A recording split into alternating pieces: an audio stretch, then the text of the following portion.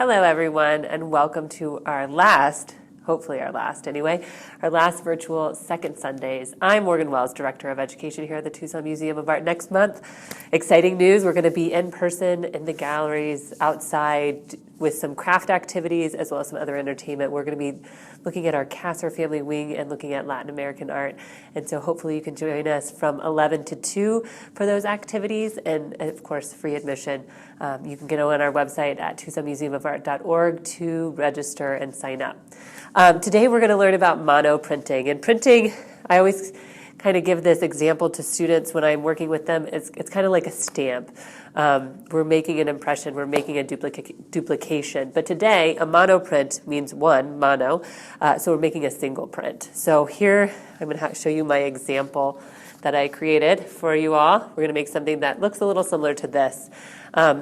What you'll need is a surface of some kind. You can use like a plate, you can use like a plastic folder, you could even use another sheet of paper. I actually have plexiglass that I'm using. It's quite a large piece, as you can see, but that's going to be my surface that I'm going to put paint onto. So you'll need something flat to do that. So, and then also Q-tips. I'm using like art swabs, craft sticks here, paper, and then paint, which I'm going to use a fun hot pink today, or it's like a neon pink, I think. And then a brush of some kind. I'm going to use a foam brush. If you have a roller of some kind, that will work great. Those are called brayers. So sometimes activities come with like a foam roller. You can use that as well to provide or to put paint on your surface. So what I'm going to do first is I'm going to put some paint in a little palette. I got a little palette here. So I'm going to add some paint there. And then I'm going to coat my surface pretty generously. And I'm going to do it in a rectangle because that's the shape of my paper. Obviously, if you're using a plate, I would cover the whole bottom of it. So then you have a circle that will print onto paper.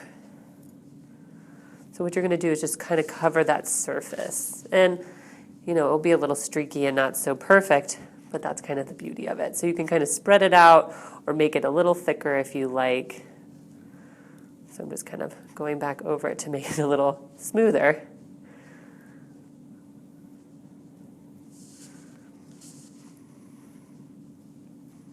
Now, the last one I did like a mountainscape. And let me show you before I print what my surface looks like. Let me move this so you can see. So I have coated it, as you can see here. So now I'm going to take my Q-tip and I'm going to draw within the paint, making an image of some kind. So in this one, I'm going to do, actually, let me get a fresh one. That was a used one. I was trying to recycle, but it has too much paint on it. All right, so I'm going to get my new, and I'm going to create some cactus here, or cacti.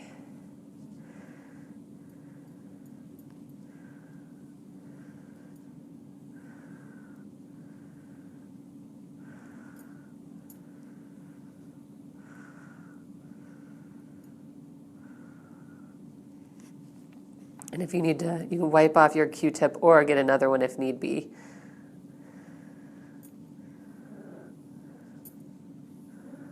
And you can do whatever you want in your drawing. It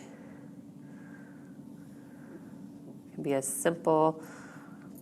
And you kind of want to work as a little fast, obviously, because the paint does dry. So here's my image that I'll show you, kind of like so. Can you kind of see that? I know it's upside down. And then I'm going to take my paper and I'm going to place it on top of the paint, being very gentle with it, because the more you smudge it, the more it's going to kind of mess up the paint and you won't have a clear picture. All right, so I'm going to remove it.